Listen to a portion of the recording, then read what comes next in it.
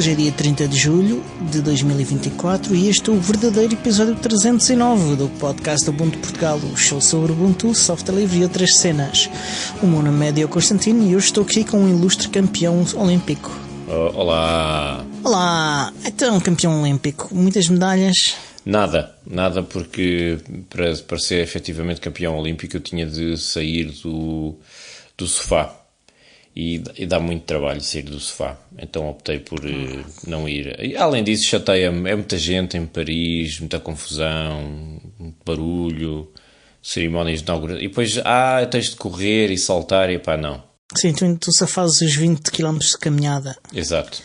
Nessa ilustre modalidade. Então, o que é que tens feito nestas semanas, campeão olímpico? Então, fartei-me de fazer imensa coisa. Primeiro, rodei os polegares. Estive a rodar os polegares, assim a rodar os polegares. Não, estive a fazer as minhas coisinhas. Eu lancei-me na aventura de restaurar o meu computador antigo do ano 2000, o distante ano 2000 no futuro, que é aquele Pentium 3500 que eu já mencionei várias vezes, e estou no processo de restaurá-lo. Portanto, eu comecei quando encontrei o teclado, que eu já tinha falado, comecei por desmontar o teclado todo e limpá-lo bem limpo, e entretanto esteve mergulhado numa caixa transparente cheia de água oxigenada. Portanto, asseguraste que matavas um ecossistema inteiro. Exatamente. E sim, porque aquilo já era um ecossistema. Já tinha as suas florestas e animais. Completamente autossustentável. Completamente. Essas peças do teclado estiveram mergulhadas em água oxigenada e sujeitas à radiação ultravioleta do sol durante algum tempo, a ver se elas branqueavam, que estavam todas amarelas, e consegui branqueá-las parcialmente. As peças estão prontas, o teclado, o circuito, as teclas, está tudo desmontado e metido em caixas e prontinho para ser montado outra vez. Mas, entretanto, eu olhei para o Pentium 3, que tenho aqui, por acaso está mesmo aqui do meu lado esquerdo, e pensei, que diabo, já que estou com as mãos na massa e já gastei tantos e tantos litros de água oxigenada, porque ainda foram uns quantos, a senhora da farmácia devia achar que eu era maluco, que não estaria muito longe da verdade. Confirmava-se, não é? Olha, já agora, já que me está aí a vender a medicação antipsicótica, dê-me aí 10 litros de água oxigenada, se faz favor. E a seguir foste à drogaria comprar... drogas, como está no nome.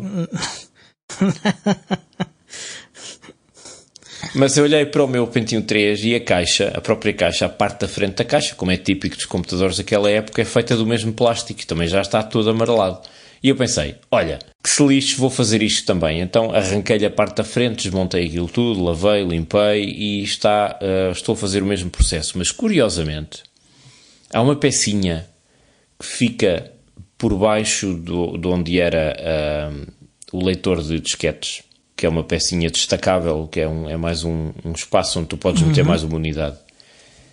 Ela estava estranhamente mais amarela do que o resto da caixa e já estou há uma semana a tentar branqueá-la e ela... Provavelmente é feito de um material ligeiramente diferente do resto da caixa, não é? É provável que seja um plástico diferente. A questão é que estas pecinhas pequenas não vêm com... Porque as peças grandes, por vezes, vêm com a classificação do plástico que as compõe. Tem o símbolozinho do molde de injeção, que te permite perceber que tipo de plástico é. Mas esta não tem. E aquilo é um mistério. Estou há uma semana a tentar que ela branqueie e só consegui parcialmente. Então estive a fazer investigações e descobri que vou precisar de tetraacetiletilenodiamina. Santinho. Vou repetir. Tetraacetiletilenodiamina, que é um composto que se encontra muito frequentemente em detergentes, tiranódoas e outros branqueadores. Que é uma coisa que não é assim super tóxica nem nada disso, lava muito bem e aparentemente, segundo o que eu descobri, acelera o branqueamento desses plásticos, tipicamente. Portanto, em vez de demorar vários dias, demora umas horas. Então, anda a ver se arranjo um detergente que contenha esse componente, tetraacetiletilenodiamina. E andei nisso. E não fiz assim muito mais, salvo o trabalho diário e tal, porque ao contrário de algumas pessoas que vão de férias laurear a Pevide por terras estranhas. Eu estive a laurear a Pevide com a radiação do monitor do computador. Portanto, por isso é que eu tenho esta pele amarela. Sim, que se vê muito bem em podcasts. Preciso de tomar banho em tetraacetiletilenodiamina. Então, e tu o que é que andaste a fazer? Eu sei o que é que tu andaste a fazer, porque todos os dias recebia fotos panorâmicas e assim, mas já agora diz aí às pessoas Todos onde é que tu não andaste. deve ter sido. Não, de vez em quando. Não.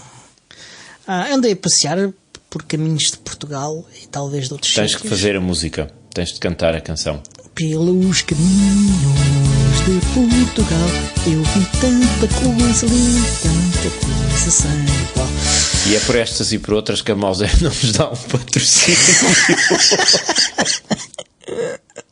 Pedimos imensa desculpa, caros ouvintes. Pronto, andei a passear, andei a dar uso ao NAV e ao OpenStreetMap, em particular ao Open Scout Server. É isso que eu ia perguntar. Usaste software livre nestas férias? Sempre.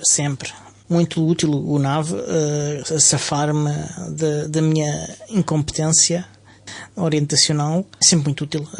É a aplicação para quem viaja e para quem vai de férias, para mim, a mais importante é o NAV. Sim, eu diria mesmo que o NAV é melhor do que muitas aplicações de navegação que tu encontras por aí no mercado, entre aspas.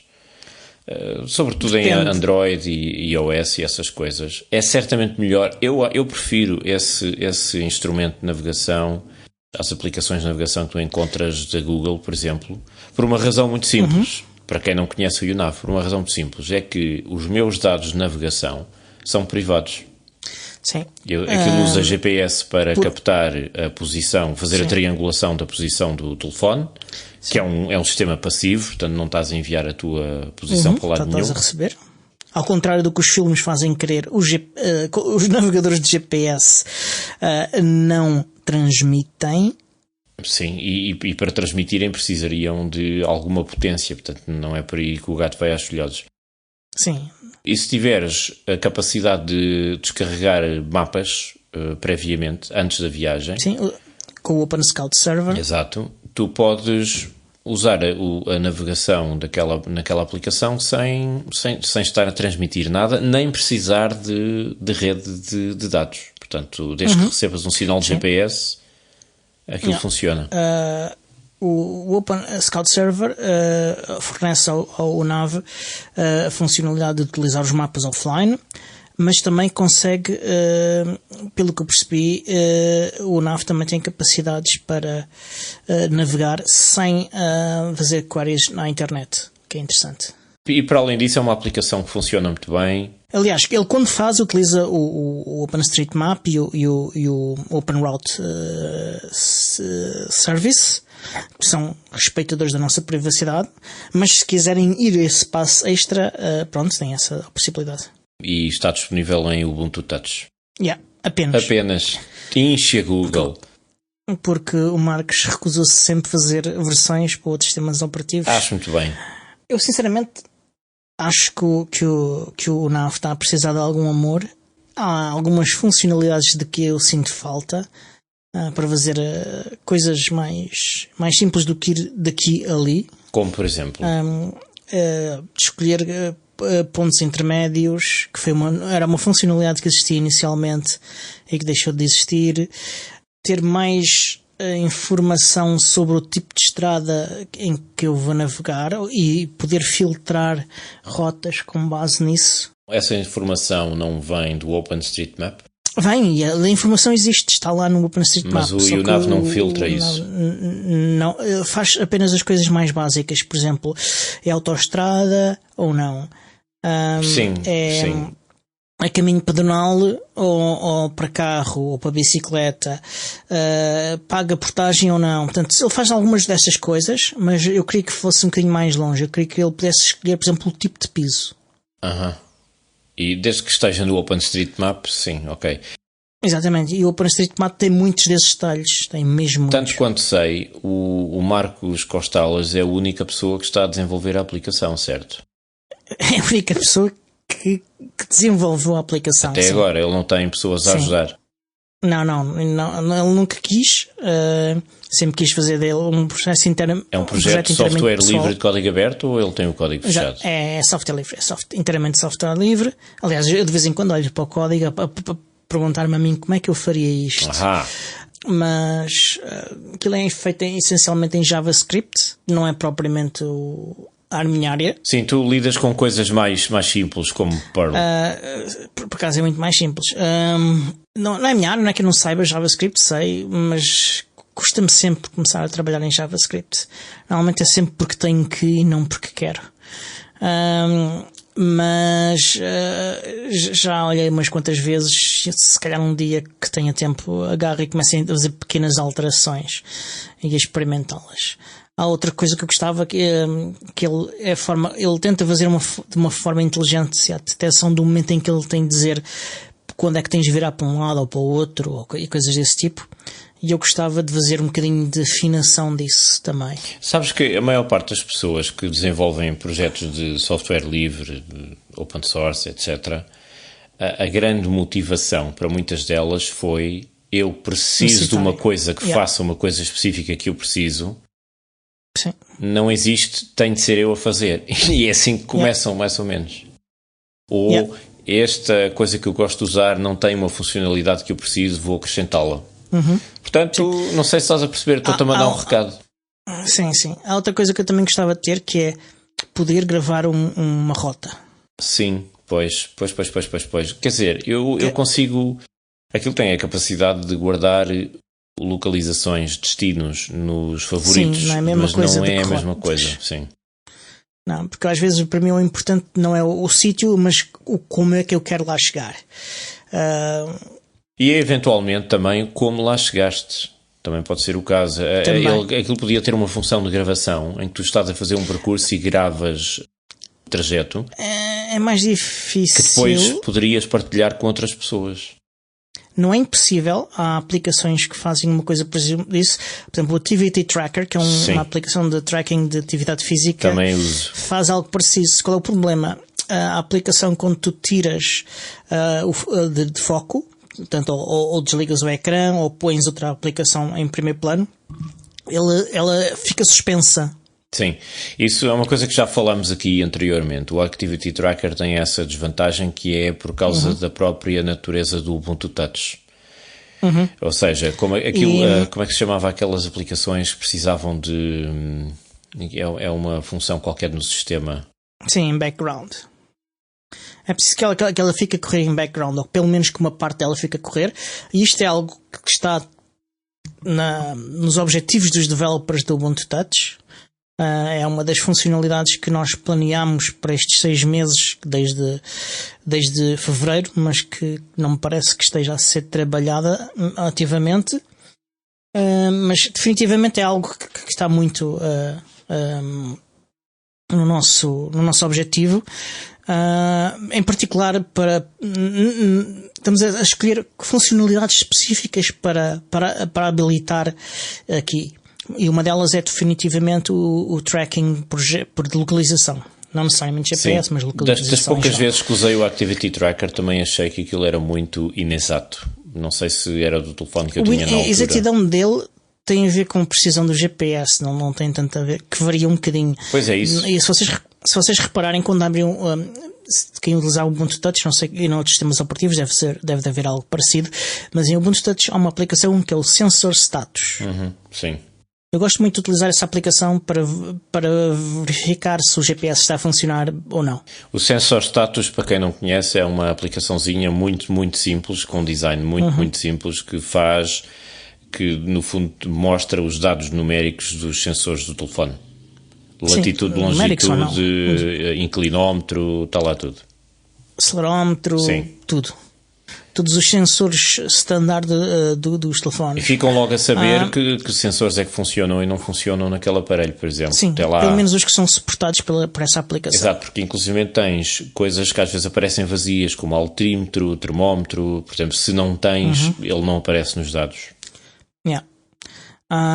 E eu gosto muito de, antes de usar o nav ou qualquer aplicação de navegação, abro o sensor de status, meto no GPS e fico à espera que apareçam as minhas coordenadas. E um dos dados que ele lá mete é a precisão em metros. E vocês vão ver que nos primeiros pontos de sincronização a precisão é extremamente pouca, e à medida que ele vai dando mais tempo sincronizado, ele vai aumentando muito a precisão, mas de vez em quando tem um momento qualquer em que diminui de facto a precisão de novo. Portanto, se calhar no segundo seguir já está outra vez super preciso, mas teve ali um momento em que colocou-vos 20, 30 metros ao lado. Curiosamente isso nota-se no Activity Tracker, porque depois quando a pista fica gravada tu tens grandes discrepâncias. Há momentos em que ele está alinhado com a estrada no mapa e depois há outros em que está completamente ao lado, alguns metros, e depois parece que estiveste a caminhar bêbado, porque anda ali aos zigue-zagues. Mas pronto, isso depende também do aparelho. Sim, depende inteiramente do aparelho, porque isso é algo que vem dos mesmos drivers do Android. Portanto, a raw data que ele obtém é exatamente a mesma. O Android tem a vantagem de ter coisas adicionais, que é o AGPS, que é o Assisted GPS, que são dados adicionais utilizados para ajudar-te com a navegação e que em proximidade são extremamente bons. Isso implica, se não estou enganado, uma ligação à rede celular por vezes, ou às redes de Wi-Fi. Não ligação. Ele tem que conseguir receber sinais. Fazer um ping. Não, ele tem que receber sinais. Portanto, tipicamente estas redes fazem broadcast e ele está a olhar para os pacotes que estão a ser feitos o broadcast e obter informações de broadcast das redes. Portanto, é passivo, é isso? Ele recebe passivamente informações das coordenadas das antenas para identificar mais rapidamente onde é que está. Exatamente. Ok. É que há imensos casos por essa Europa fora, e não só, de pessoas que recebem grandes faturações de roaming quando levam o telefone para o estrangeiro, e que depois se queixam que não percebem como é que aquilo aconteceu, porque tinham o telefone... Agora já não deve acontecer, que a legislação europeia a respeito do roaming, e que tem um número bastante razoável de tráfego, tu pagas exatamente o mesmo que pagavas cá em Portugal. Sim, mas eu falo fora do espaço da União Europeia. Isso aí fora, sim. Sim, aí há episódios misteriosos em que as pessoas têm, de facto, ligações à internet e não conseguem perceber como, e eu sempre desconfiei que tivesse alguma coisa a ver com o assista de GPS, de que de alguma maneira houvesse tráfego de dados de um lado para o outro. Tipicamente essa informação está a informação dos dados, que é uma base de dados gigantesca sobre pontos de acesso, quer sejam não sei se são só de Wi-Fi, se são também de LTE, GSM em geral. Eu julgo que a base de dados está inteiramente no teu dispositivo. Apesar de ser gigantesca, ela está altamente comprimida. Pode não ser o caso no Android, mas nos dispositivos Ubuntu Touch está. E o que acontece é que ele faz esse cruzamento e combina com o GPS. Mas para além de todas estas clarificações técnicas, conta lá como é que foram as tuas férias, que coisas bonitas é que viste?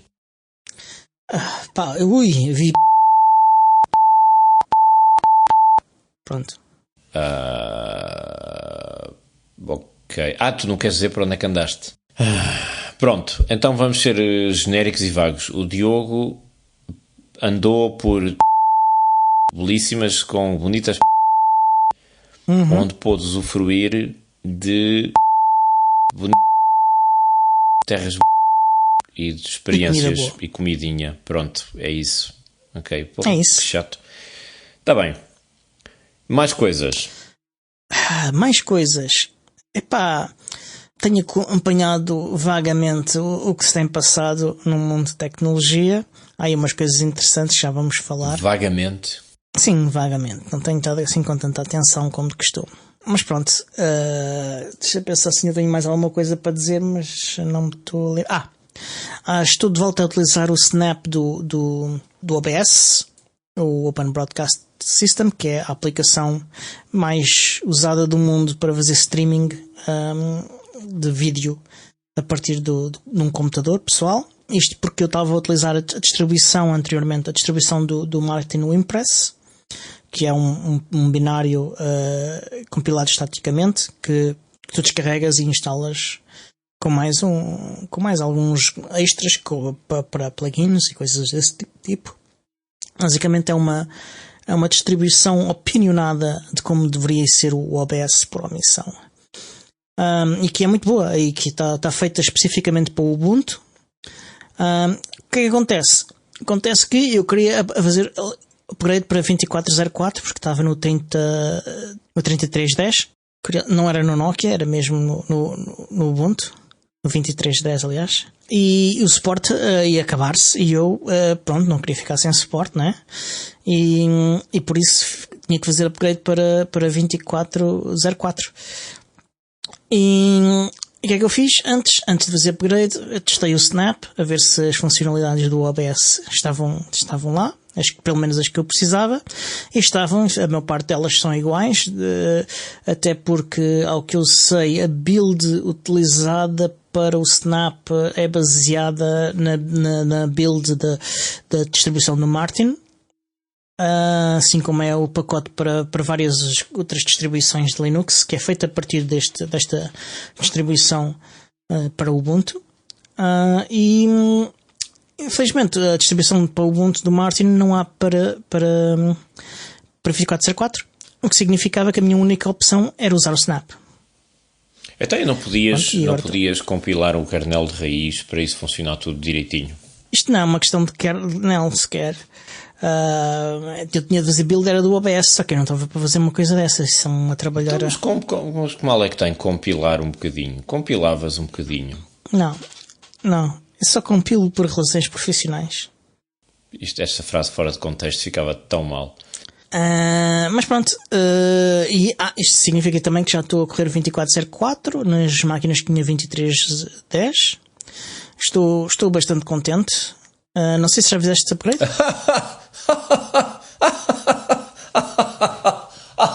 Não, amigo, eu nunca faço isso até haver uma versão completamente estável, sem asneiras, nem incidentes, nem surpresas, ok? Eu geralmente, quando é essas coisas, a minha filosofia é sempre a mesma.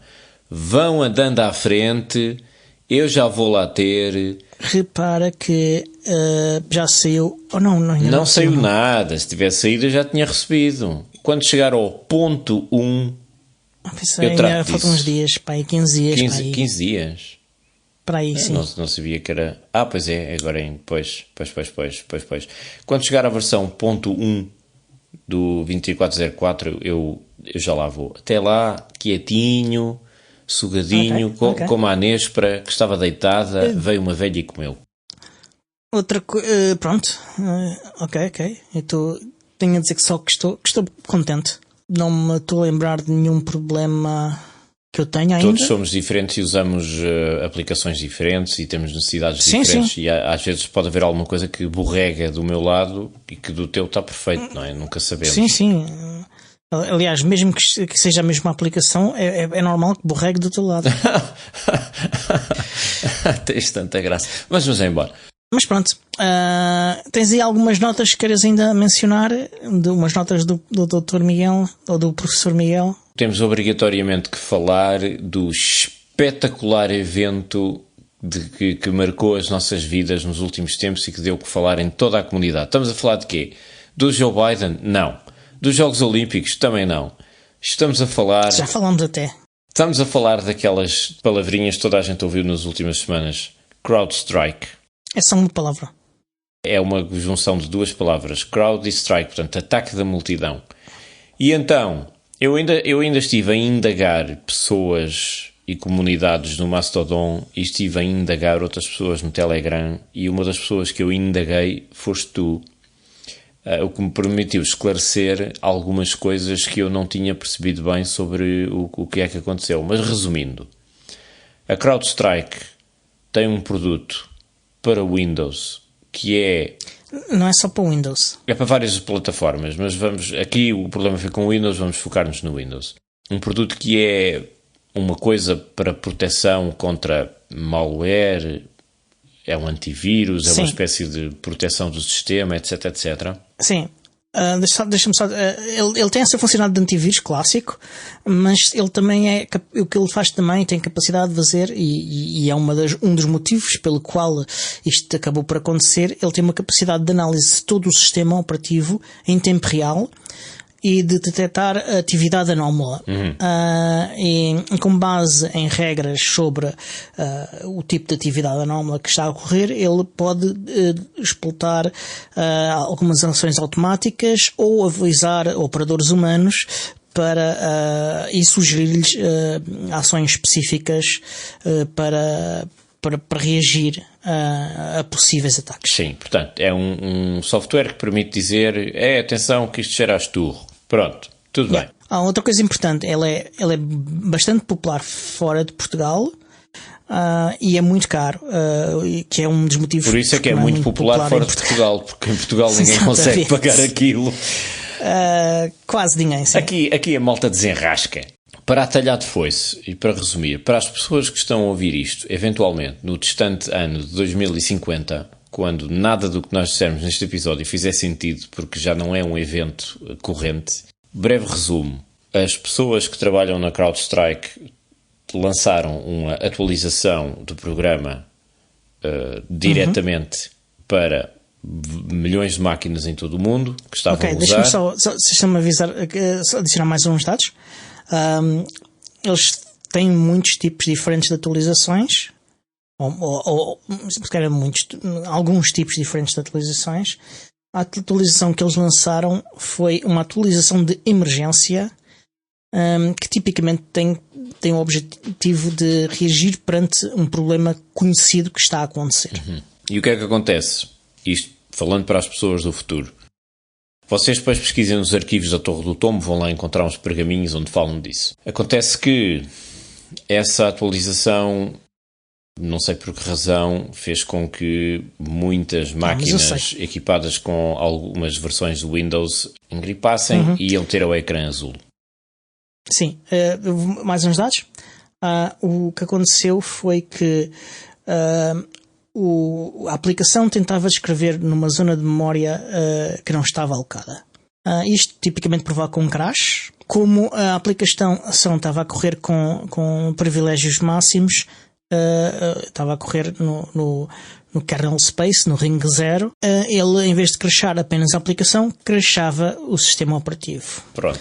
Outra coisa importante, esta aplicação tem um driver no kernel, e é por isso que ele é capaz de correr com estas permissões todas.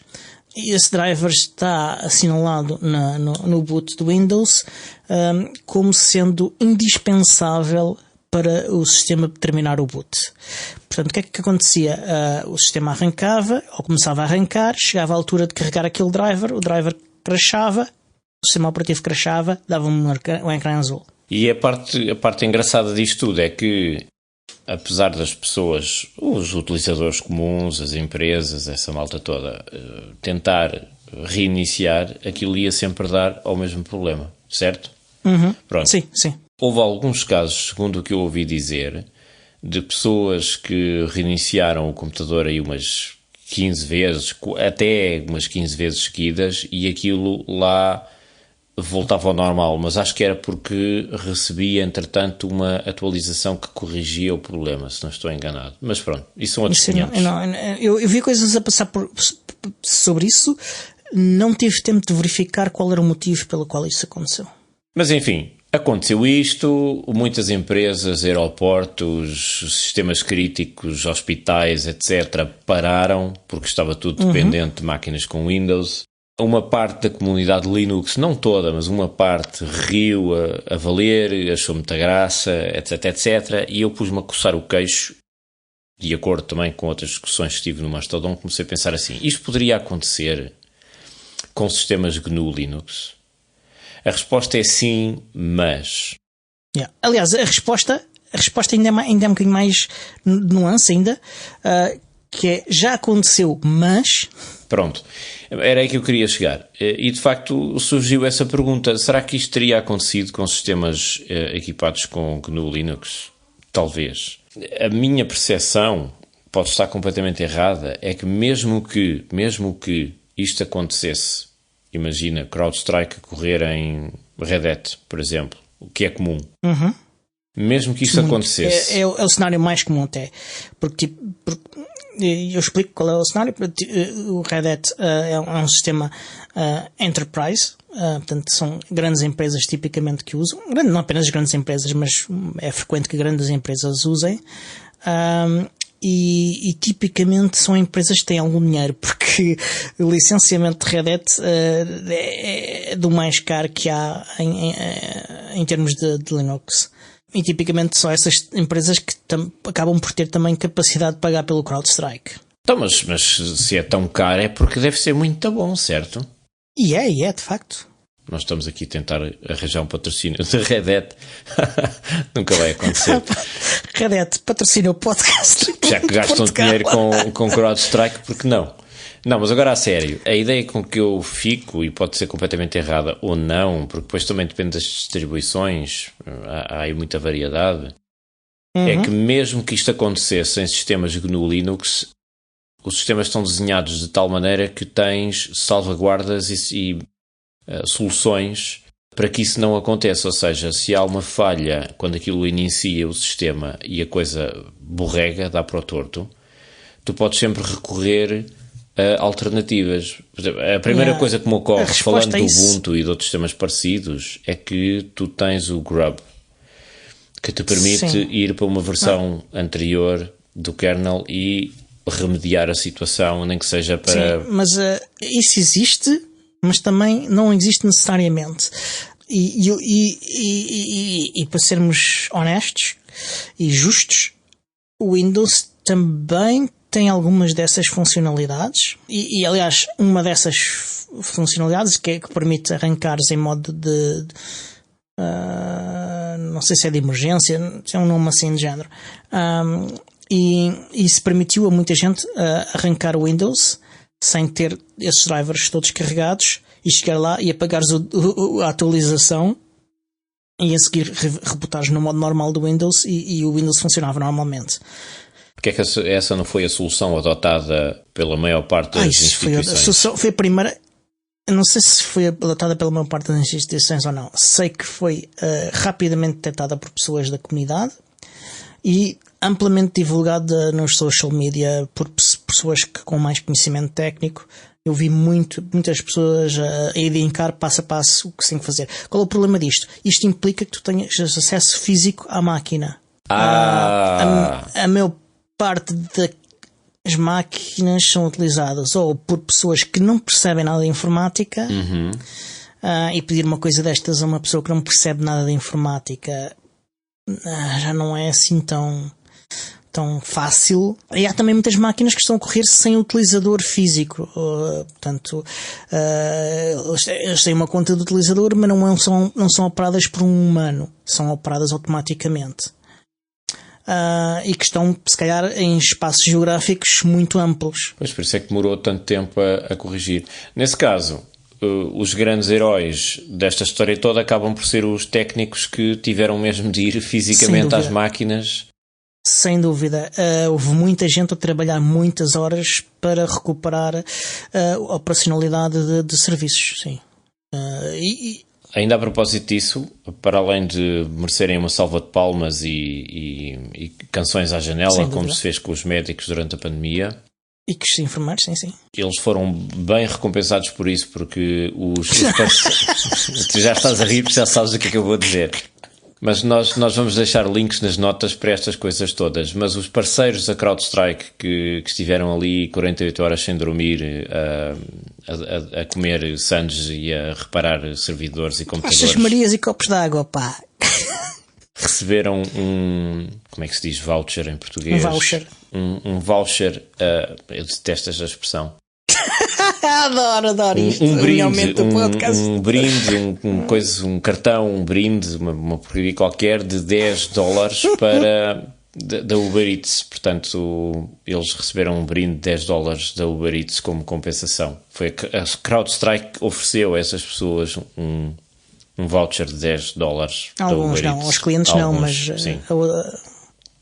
Mas pronto. O que tem imensa graça, quer dizer, isto é um erro colossal que aconteceu, ainda não sabemos bem porquê, ou... Já se sabe.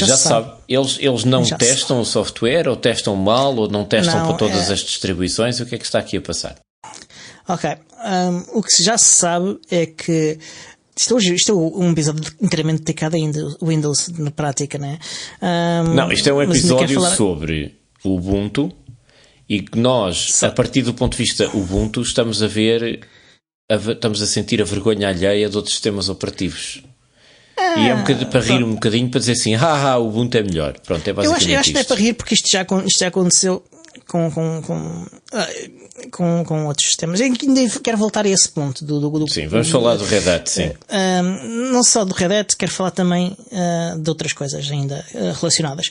Mas basicamente estes drivers correm no kernel do Windows porque são assinados digitalmente pela Microsoft para poderem correr no kernel do Windows. O kernel do Windows não deixa correr drivers que não estejam assinados. Acontece que para isso a Microsoft existe uma certificação dos drivers, e esta certificação exige algum tempo, demora, é tecnicamente complexa e demorada. Isto significa que não se pode estar a cada... Não é, isto é uma aplicação com o objetivo de proteger em termos de segurança. Se tu estás a proteger contra um incidente que está a ocorrer, tu não podes ir demorar dias a certificar uma atualização de um driver, não é?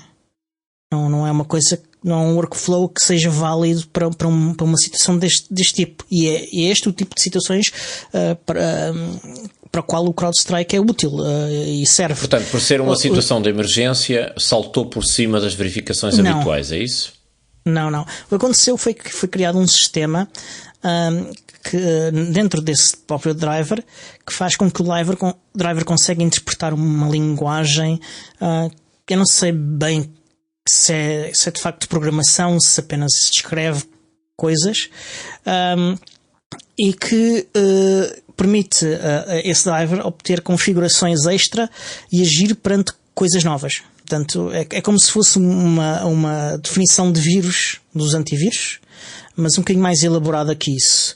E esses fecheiros, que são templates, chamam-lhes de templates, eles criaram 2 templates novos, e um deles fazia coisas novas, para o qual ainda não havia testes. A equipa do CrowdStrike sabia que tinham de ser feitos esses testes, e então eles criaram no código do CrowdStrike eu não sei como é que é traduzir isto, os stubs, o esqueleto do código necessário para que fossem feitos os testes. Mas depois nunca fizeram os testes de facto. E o que é que acontecia? Quando o código era gerado, o novo código do CrowdStrike era gerado, era feito o build todo, os testes eram corridos e os testes automaticamente retornavam ok, porque até os testes estarem feitos, ou tinhas 2 opções: ou falhavas a build porque os testes falhavam, ou passavas a build porque os testes diziam ok. E durante o desenvolvimento, até os testes estarem feitos, faz sentido que eles retornem sempre ok. E só quando estão completos Eu não sei se sabes, mas a cápsula da Boeing que está acoplada na Estação Espacial Internacional ainda lá está encalhada. Eles ainda não saíram de lá, já passaram o prazo de terem saído, porque estão a tentar resolver problemas com fugas de hélio, etc, etc. A Tesla, na China, já vai ter que chamar à fábrica outra vez 1.800 veículos, porque o capô abre espontaneamente a meio da viagem, porque houve ali uma falha do controle de qualidade. Eu começo a ver aqui um padrão. Sim, mas há duas não, até há mais filosofias sobre como desenvolver e integrar o controle de qualidade. Há uma que é o Test Driven Development, em que tu primeiro fazes os testes e depois fazes o código que vai ser testado por esses testes. eu diria que teria sido uma melhor aproximação para este tipo de solução, porque o que aconteceu aqui foi que ou alguém achou que isto já estava pronto e não estava, ou alguém simplesmente, porque meteu-se nisto e não sabia o que é que estava, ou alguém esqueceu-se de fazer o seu trabalho. Isto é o tipo de coisas que acontece porque há erros humanos. Há erros humanos, acidentais, e a história da engenharia é de tentar e criar procedimentos e processos para evitar estes tipos de problemas. Pronto, toda a engenharia é normal, sim. Mas é felizmente, com o advento da inteligência artificial geral, nós vamos ter robôs a decidirem por nós e a não cometerem erros. É isso. Porque os erros são uma coisa humana. Aliás, eu ouvi falar que houve uma exposição a Júpiter no ano 2001 que foi levada a cabo por um computador chamado HAL 9000 que correu muito bem. E não aconteceu nada de mal. E eliminou-se o erro humano. Aliás, foi uma das consequências dessa gestão. Quando não há humanos, não há erros. Pronto. Salve a AGI, os nossos senhores e donos. Foi a parte engraçada da semana. Mas voltando à Red Hat e ao Linux e à capacidade de reagir e capacidade não de reagir, a capacidade de ser resiliente perante este tipo de problemas. Detesto essa palavra, mas continua. Eu fui lá buscar de propósito. Eu sei. E o que acontece, existem capacidades quer no kernel, quer no systemd, quer no GRUB, que permitem ao sistema não só entrar num modo em que permite manualmente a reparação e esse modo ser invocado manualmente, mas também existem modos que são ativados automaticamente. E, portanto, o sistema detecta que há um problema e automaticamente reverte para um estado anterior conhecido em que não havia um problema. Pronto, aí está o nosso galão. Olá, galão. Ele levantou a cabeça, reconheceu-nos automaticamente e voltou ao seu grande trabalho. Viva o proletariado, o grande dormidor do proletariado nacional. Deixa-te ouvir. Só para que as pessoas tenham contexto, o gato apareceu na câmara a dormir. Pronto. É interessante que estas capacidades existem, mas não significa que estejam ativadas em todas as distribuições. Portanto, há distribuições que podem ser vulneráveis a incidentes deste género. Sim. Com resolução complicada. E é interessante, é interessante que este é o tipo de problemas para os quais os snaps foram feitos. Eu sabia que vinha aí elegia de snaps. O nosso amigo Rudy, o franco-escocês, contou no nosso grupo privado, que acho que foi no nosso grupo privado, ou no nosso grupo privado ou no outro grupo qualquer, que teve um caso precisamente em que aconteceu-lhe uma coisa destas. A máquina não arrancava e automaticamente com o Ubuntu Core reiniciou-se de novo para o estado anterior conhecido em que funcionava. Olha que jeitinho que isso dá. Eu não sabia que o Arrudi era franco-escocês. Pensei que ele era só franco. Não, é franco-escocês. Que engraçado. Está bem. Mas pronto, outra coisa que eu queria ver contigo. Já aconteceu um incidente parecido com a Red Hat em abril deste ano. Sim, e aconteceu também já com Debian. Não sei se foi na mesma altura, se não. Sim, e com o kernel panic que é basicamente um crash do kernel. Sim, nós deixamos link nas notas, mas aparentemente foi algo muito parecido. Sim, foi muito parecido, sim. Ou seja, ninguém está imune de que estas coisas aconteçam. E com o CrowdStrike também, isto foi também Red Hat e CrowdStrike. Exato. Pois é, e foi Debian e Rocky Linux também. Pronto, Rocky Linux, que é um clone de Red Hat Enterprise Linux. Eles ainda existem, a Red Hat ainda tolera que eles existam. Eu tinha ouvido dizer que isso... Eles não têm grande opção. Quando o código é software livre, não há uma opção para eles tolerarem ou não. Eles não chamem aquilo Red Hat. Pois. Mas pronto, houve também um incidente parecido em abril, mas afetou poucas máquinas e tal, foi resolvido, mais ou menos, mas Sim. As pessoas da equipa de Debian não acharam muita graça. Eu acho que ninguém deve ter achado piada aquilo. E queixaram-se de facto da gestão das atualizações por parte da CrowdStrike, que é assim um bocado feita à bruta. Outra coisa interessante.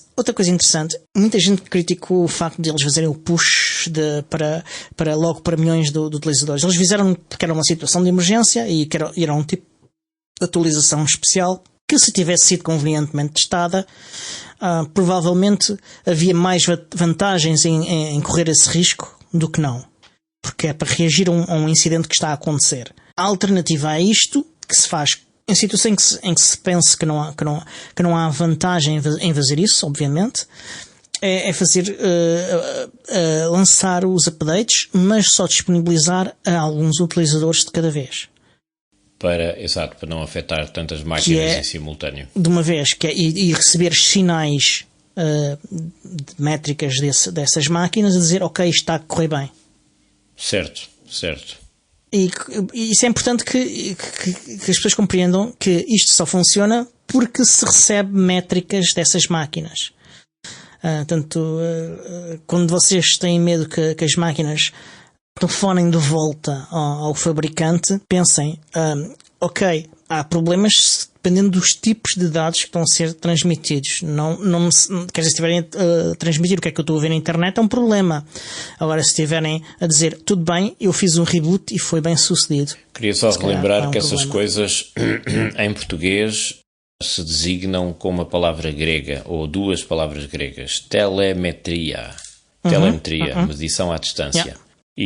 E quando vocês têm a opção no sistema operativo de enviar dados, telemetria para o fornecedor, depende do contexto.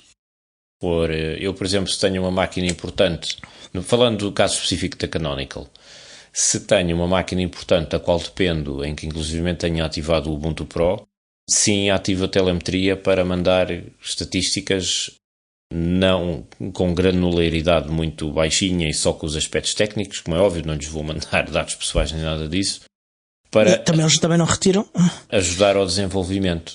Exatamente. Em relação à Microsoft, eu não ponho as mãos no fogo. Aí o caso é diferente, pois. Não é? Isso o histórico deles não é muito brilhante. Não é brilhante e o histórico deles mostra também que nas últimas versões do Windows eles têm poluído aquilo com publicidade dirigida e uma série de rastreio de dados que se calhar não interessa muito. Portanto, eu reservo-me ao direito de desconfiar. Sim. O Ubuntu faz esta coisa de disponibilizar updates de forma progressiva, quer para pacotes deb, quer para snaps.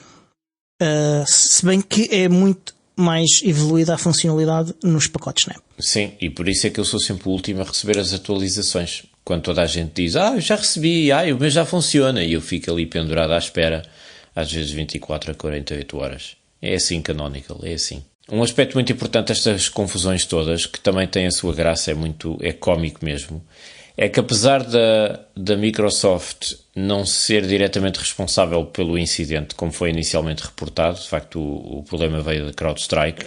Sim, os OCS foi desgraçadamente... Achei super irónico. Eu desde o início percebi logo que aquilo não era um problema, porque sigo nos social media algumas pessoas que sabem muito tecnicamente e que desde o início perceberam a causa, e é por isso que eu sei que senão eu estava de férias e tudo, também não ia me dedicar a olhar para isso nas minhas férias. Então percebi logo, e a cobertura a culpar a Microsoft foi ir saborosamente má. Sim, mas tinha jornalistas que nem sabiam que era um ecrã azul e que as explicações foram completamente atabalhoadas, na ânsia de ser o primeiro a reportar a notícia. Mas eu queria só salientar este aspecto, que é, apesar de Microsoft não ter sido diretamente responsável por isto, com a sua grandíssima lata, tentou capitalizar isto a seu favor. Sim. Ao queixar-se da União Europeia, links nas notas. Sim. O que é que se passa? A Microsoft tem um produto semelhante ao CrowdStrike, que eu creio que se chama Windows Defender, que Sim. faz parte do sistema operativo. Não é o único que eles têm, acho que tem mais, mas pronto, sim. O Windows Endpoint, o Windows Defender é mais parecido com os antivírus clássicos. Um antivírus, mas ele tem algumas destas capacidades. E o Windows Endpoint Security, acho que é assim o nome, que é algo extremamente utilizado em Portugal porque a Microsoft andou a dar gratuitamente às empresas portuguesas. Gratuitamente, não há almoços grátis. Portanto, não houve aqui dumping nenhum, não houve dumping nenhum. E inundou o nosso mercado com o seu produto que se tornou dominante graças a isso.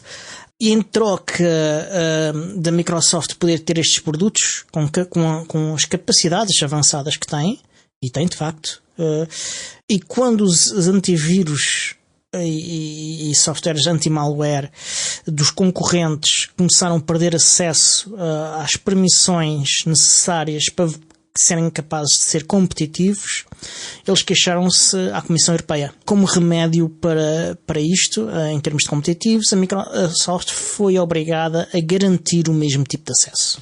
Exato, ao nível do kernel. Exatamente. Portanto, foi a Comissão Europeia que chegou a acordo com a Microsoft e impôs à Microsoft algumas restrições nesse sentido, ou seja, vais ter que deixar os competidores fazerem aplicações ao nível do kernel para proporem produtos alternativos, para estimular a concorrência, nos o anos mercado 2000, livre, etc. talvez no fim dos anos 2000. Sim, mas a Microsoft nunca achou muita piada a essas limitações, porque eles têm rédea livre nos Estados Unidos, praticamente. Na União Europeia as coisas são um bocadinho diferentes. E aproveitou imediatamente este incidente para se queixar do acordo com a Comissão Europeia. Dizer, vêem, pois, foi por nos terem obrigado a fazer isto é que isto aconteceu, porque senão nós tínhamos um produto muito melhor que protegia os utilizadores e tal. Ou seja, a grandíssima lata da Microsoft que se insurge contra as leis anti-monopólio e contra as limitações ou as leis que a União Europeia tenta impor para promover a livre concorrência. E eles aproveitaram imediatamente esta ocasião para criar uma cortina de fumo e criar aquela percepção de que produtos criados por terceiros ou produtos criados por concorrentes não são fiáveis e é melhor que a Microsoft tenha o monopólio das coisas. E regulação má, deem-nos regra de livre. Exato, regulação má, monopólio bom. Pronto. O que mostra que apesar de haverem algumas áreas dentro da Microsoft que já não são Homo sapiens sapiens, já são um bocadinho mais evoluídos, há algumas que ainda são só Homo sapiens sapiens. Pronto. Espera, tu estavas a dizer que apesar de haver algumas pessoas que são Homo sapiens sapiens, há outras que já são Homo sapiens sapiens. Isso não faz muito sentido. Não, já não serem, de algumas já não serem, portanto já evoluíram um bocadinho mais, já não estão na baseline ali do Homo sapiens sapiens, já são Homo sapiens superior. Cuidado, esse discurso é perigosamente racista. Vamos antes usar a expressão Cro-Magnon. Não, eu não quero chamar Cro-Magnon a ninguém. Eles chamam-te a ti, não faz mal. Mas pronto, foi ilustrativo de como isto pode ser bem aproveitado pelas empresas do monopólio para, enfim, imporem a sua narrativa. A Microsoft teve pelo menos 10 anos, mas mais que isso, para desenvolver alternativas que permitissem um acesso seguro ao kernel e ao mesmo tempo que se dava as funcionalidades necessárias não só para os seus próprios produtos, mas para os produtos concorrentes. Mas a Microsoft fez isso, que eu saiba não. Pois. Portanto, eles queixaram-se de uma coisa que parece-me mais que é culpa deles. Sentadinhos à sombra da bananeira. É assim, e assim, é o país que fazemos. O país que fazemos, está bem. Pronto, olha, já estouramos o nosso tempo, o Alex... não estouramos nada, está perfeito, está 60 minutos exatos. Pronto. Não tivemos tempo para muito, mas quero só ainda dizer que hoje saiu a OTA 5 do Ubuntu Touch para Focal, obviamente. Tem algumas coisas interessantes. Uma delas é mais controles granulares do perfil de consumo de energia. Para quem está com Xenial, as funcionalidades de migração já estão corrigidas, estavam quebradas, e quando a sincronização do calendário falha, os utilizadores agora vão começar a ser notificados, e se necessário introduzir uma password, isso vai-lhes ser pedido. Além disso, também há um conjunto de bugs corrigidos, bugs gerais e de segurança corrigidos. Portanto, é uma atualização pequenina. Há 2 problemas conhecidos. Um é com o Android Helper, a aplicação que permite instalar facilmente o Android. Ele funciona, mas a funcionalidade de parar o Android está quebrada. Isto requer uma atualização da aplicação o Android Helper. Portanto, os developers do Android Helper devem nos próximos dias lançar uma atualização para corrigir isso. E em alguns dispositivos, em particular no Pixel 3a, em que é possível carregar 2 vezes no ecrã, tocar 2 vezes no ecrã para acordar o dispositivo, isso deixou de funcionar. Eu também não uso porque isso gasta-me imensa bateria. Pronto. Porque há um problema de estabilidade e até esse problema de estabilidade estar corrigido, isso vai estar desabilitado. E pronto, o Miguel acabou de fazer uma atualização em direto. Vamos aguardar como é que corre. Isto queria ter uma música com tensão. Sim, uma música com suspense, não é? Sim, tipo, como é que se chama aquele jogo?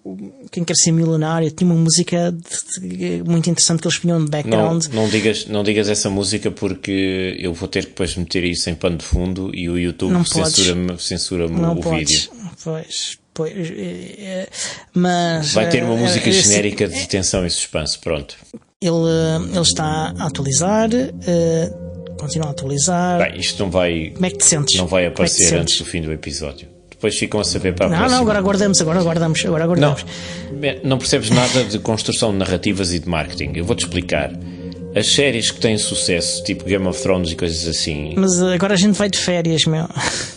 Deixam em suspenso o que vai acontecer no próximo episódio. Ele fez novo reboot, já, portanto está quase terminado. Eu não consigo ver, desculpa lá. Está muito brilhante. A minha câmera é uma treta.